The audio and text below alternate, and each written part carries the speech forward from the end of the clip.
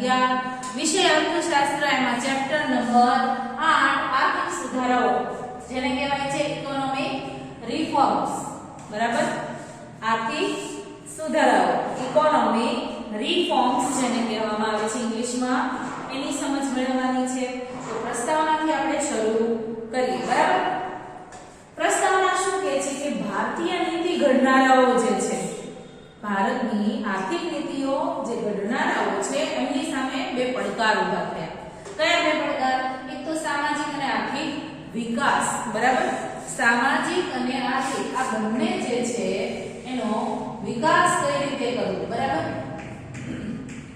એ પડકાર ઊભા થયા એ મુજબ એને ધ્યાનમાં રાખીને ભારતે કેવું અર્થતંત્ર અપનાવ્યું મિશ્ર અર્થતંત્ર એટલે મિશ્ર અર્થતંત્ર વાળી અર્થવ્યવસ્થા ભારતમાં હાલમાં પણ જોવા મળે છે અને એ સમયે જ્યારે ભારત આઝાદ થયું ત્યાર પછી જ્યારે એને સ્થિરતા થઈ સ્થિરતા મળી આર્થિક જે બાબતો છે એ અસ્થિર હતી અને સ્થિરતા મળવા લાગી ધીમે ધીમે આયોજન નું ની પકડ જમાવા લાગી બરાબર કે આયોજનથી કામ કરવા લાગ્યા એ મુજબ મિશ્ર અર્થતંત્ર વાળી અર્થવ્યવસ્થા ભારતમાં જોવા મળી અને આપણે ખબર જ છે કે ભારત એક લોકશાહી દેશ છે ખબર છે ને આપણને કે ભારત એક લોકશાહી દેશ છે અને એ પ્રમાણે મિશ્ર અર્થતંત્ર વાળું અર્થવ્યવસ્થા ભારતમાં જોવા મળે જેમ કે મિશ્ર અર્થતંત્ર એટલે શું થાય કે જેમાં જાહેર અને ખાનગી બંને ક્ષેત્રો એકબીજા સાથે હળી મળીને કામ કરે એકબીજાના પૂરક બનીને કામ કરે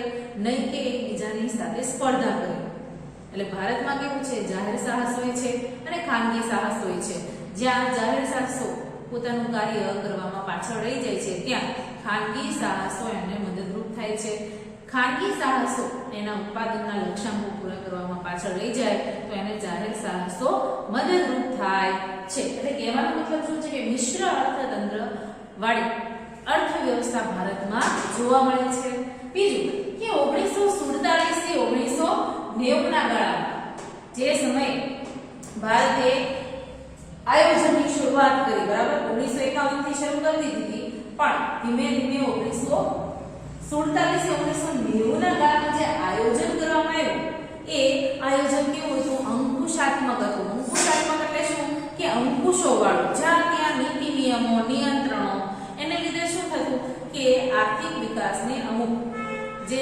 લક્ષ્યાંકો કે ગોલ હાંસલ કરવો હોય ત્યાં સુધી પહોંચી શકતા હતા નહીં હવે આપણને માની લો કે વ્યક્તિમાં કાબિલિયત છે માની લો વ્યક્તિમાં કોઈ કાબિલિયત છે પણ એને રોકટોક કરવામાં આવે તો એની પૂરેપૂરી કાબિલિયત એ બતાવી શકે નહીં પણ જો એ વ્યક્તિને પોતાની કાબિલિયત મુજબ કામ કરવાની છૂટી મળી જાય તો એ કેવું બેસ્ટ કામ આપે એવું જ આપણા ભારતીય અર્થતંત્રમાં થયું કે ભારતીય અર્થતંત્રમાં જાહેર અને ખાનગી સાહસો એમાંથી ખાનગી સાહસો પર ખૂબ જ અંકુશો મૂક્યા એટલે અંકુશોને લીધે ઉત્પાદનની પદ્ધતિ વધી નહીં એટલે કે ઉત્પાદનની પદ્ધતિ ન બદલાણી ઉત્પાદનનો વેગ ન એટલે કે ઝડપી ન બન્યું એટલે ઘણી બધી સમસ્યાઓ ઊભી થવા લાગી શેને કારણે માત્ર આ અંકુશોને કારણે ભારતમાં અલગ અલગ ઉત્પાદન પદ્ધતિઓ છે એ તો આપણે ખબર જ છે અને એ મુજબ ઉત્પાદન જાહેર ક્ષેત્રે અને ખાનગી ક્ષેત્રે જોવા મળે છે એટલે કે ઉદ્યોગો છે એમાં અંકુશો અને ખૂબ જ પરવાનગી લેવી એવા બધા અંકુશો નાખવામાં આવ્યા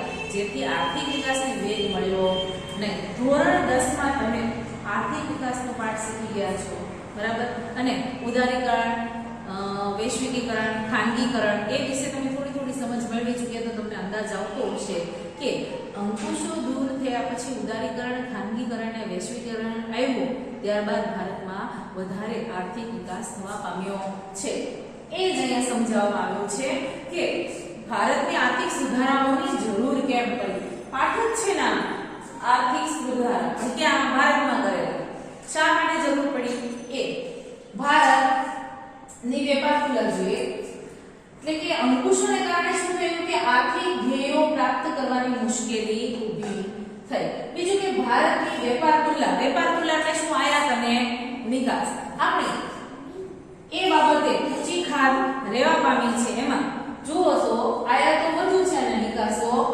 ઘટી છે આપણી ભારતની ઊંચી ખાદનું પરિણામ શું છે આયાતો વધુ અને નિકાસો ઓછી નિકાસ એટલે ભારત દેશમાંથી ઉત્પાદિત વસ્તુઓ અન્ય વિદેશોમાં મોકલવી, અને આયાત એટલે શું? વિદેશી જે દેશો છે એમાંથી આપણા ભારતમાં મંગાવવું. તો આપણે મંગાવીએ વધારે છે અને મોકલીએ ઓછું છે, પરિણામે શું થાય? ખાધ.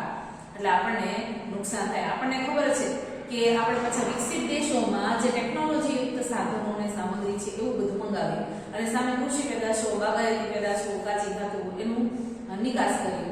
તો આપણે નિકાસ પ્રમાણે ઓછી અને આયાતની જે ભરપાઈ કરવાની છે વધુ, પરિણામે ખાધનું જે શું કહેવાય સામનો કરવો પડે. બરાબર? એટલે ઊંચી ખાધ થઈ.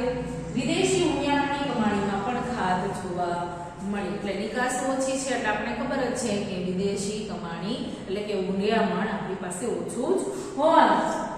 દુનિયાની આંતરરાષ્ટ્રીય નાણાકીય સંસ્થાઓ જે છે એ અને વિકસિત દેશો છે એ આપણે આ ખાધ પડી અને ભરપાઈ કરવા માટે મદદરૂપ થવા તૈયાર થઈ ગયા, પણ એમણે અમુક શરતો રાખી. આપણી જે આ ખાધ છે એને પૂરી તો કરવી ને, બરાબર? એ પૂરી કરવા માટે આપણે વિદેશી જે વિકસિત દેશો છે એ અને આંતરરાષ્ટ્રીય લેવલે નાણાં વ્યાજે આપતી સંસ્થાઓ જે છે એમની પાસે મદદ માંગી. તો એમણે પોતાની અમુક શરતો રાખી. શું શરતો રાખી? કે ભારતે પોતાની આર્થિક નીતિઓમાં પરિવર્તન લાવવું પડશે. જે અંકુશો અને નિયંત્રણાત્મક પગલાઓ દ્વારા ભારત પોતાનો આર્થિક વિકાસ કરી રહ્યું છે એમાં થોડો સુધારો લાવવો પડશે. બીજું કે અર્થતંત્રને અંકુશો મુક્ત કરવું પડશે. જે કહેવાય ને કે ઉત્પાદનની જે પ્રક્રિયા છે, ઉદ્યોગો સ્થાપવા, જાહેર ક્ષેત્ર હોય કે ખાનગી ક્ષેત્ર, તો એની ઉપર જે અંકુશો છે એ દૂર કરવા પડશે. બરાબર? પરિણામે ભારતે આર્થિક સુધારાઓ કર્યા. એટલે આ પ્રસ્તાવના જે પાઠવી છે શું કહેવા માંગે છે? એક સમય હતો જ્યારે ભારત આઝાદી મેળવી ભારતે 1947માં. બરાબર? ત્યારથી લઈને 1990 સુધી ભારતે સ્થિરતા લાવવાની કોશિશ કરી ભારતમાં, અને અન્ય તમામ જે ક્ષેત્રો છે એમાં વિકાસ લાવવાના પ્રયત્નો કર્યા, પણ ધારી સફળતા ન મળી. શા માટે? કારણ કે ભારત આર્થિક નીતિઓ દ્વારા જે ખાનગી ક્ષેત્રો છે એની ઉપર ખૂબ જ અંકુશો મૂકી રહ્યા હતા. એટલે એ અંકુશો દૂર કરવા જરૂરી હતા. એટલે પરિણામ ભારતનું જે વિદેશ વેપાર તુલના જે છે એમાં ખાધ પડવા લાગી, આયાત વધી ગઈ, નિકાસો ઘટી ગઈ, પરિણામે વિદેશી હુંડિયામણની ખાધ ઊભી થઈ, અને છેલ્લે ભારતે મદદરૂપ જે નાણાકીય સંસ્થાઓ છે, વિદેશી દેશો છે એની મદદ માંગી, પણ એમણે શરત રાખી કે ભારતે આર્થિક સુધારાઓ કરવા પડશે. એટલે જ ભારતે ઉદારીકરણ, ખાનગીકરણ અને વૈશ્વિકીકરણના સુધારાઓ આર્થિક લેવલે કર્યા, જેની સમજ આપણે આખા પાઠ દરમિયાન મેળવવાની છે. હવે જોઈએ 1991 થી આર્થિક નીતિના પરિવર્તન માટે ના હેતુ. શા માટે ભારતે 1991 થી આજે શરતો મુજબ આર્થિક સુધારાઓ કર્યા? એના કંઈક હેતુ તો હશે ને. એનો હેતુ શું હતો? કે ભારતમાં ખાનગી અને વિદેશી મૂડીરોકાણને પ્રોત્સાહન મળવું જોઈએ.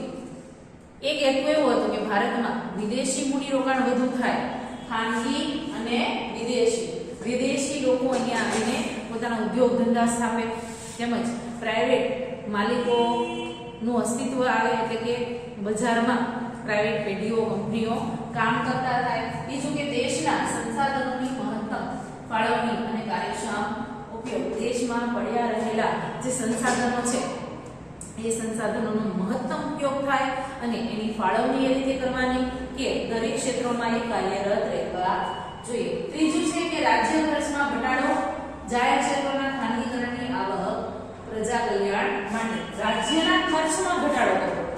રાજ્યના ખર્ચમાં ઘટાડો કરવો એટલે શું? વધારાના જે ખર્ચ થઈ રહ્યા હોય એને અટકાવવા, અને જાહેર ક્ષેત્રોના ખાનગીકરણની આવક, જે જાહેર ક્ષેત્રોના ખાનગીકરણ એટલે જાહેર ક્ષેત્રમાંથી જે ઉદ્યોગો છૂટા પડશે અને ખાનગીકરણ કરી એની પર ટેક્સ ને બધું મૂકીને એમાંથી જે કમાણી થાય એ પ્રજાના કલ્યાણ પાછળ વાપરવાની રહેશે.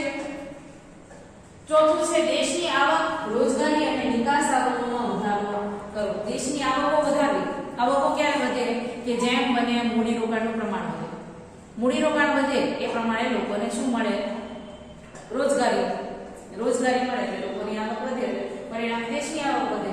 દેશની રોજગારી વધે એટલે આવક જ વધવાની અને નિકાસ આવકોમાં વધારો થાય એટલે કે જેમ બને એમ દેશમાં ઉત્પાદન વધુ ને વધુ થાય, ઉદ્યોગો વધુ સ્થપાય એટલે ઉત્પાદન વધે અને વધારાનું ઉત્પાદન આપણે નિકાસ સ્વરૂપે બહાર મોકલવાનું, જેમાંથી વિદેશી વિનિમય પ્રાપ્ત થાય. ત્યાર પછી દેશના આર્થિક ક્ષેત્રે સ્પર્ધા વધવાની. દેશના આર્થિક ક્ષેત્રે એટલે કે જેમાંથી આપણને શું કમાણી થાય કે આવકો મળે અને આવકો મેળવવા માટે સ્પર્ધાયુક્ત બજારમાં વાતાવરણ ઊભા કરવા, જેમ મને શું કહેવાય પ્રોત્સાહનના પગલાં લેવા, જેથી એકબીજા ખાનગી પેઢી હોય કે જાહેર પેઢીઓ વધારે અસ્તિત્વમાં આવે.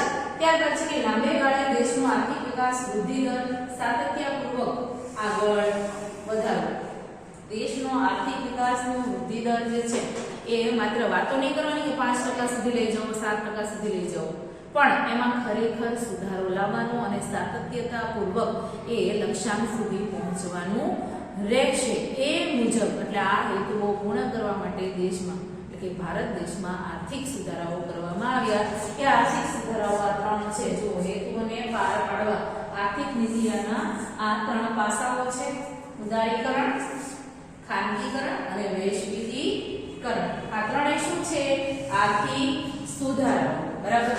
તો આજે આપણે પ્રસ્તાવના અને આર્થિક સુધારાઓ જે કરવામાં આવ્યા છે એના હેતુઓ જોઈને આપણે આજે અહીંયા વિડિયો લેક્ચર પૂરો કરશું. જય શ્રી કૃષ્ણ.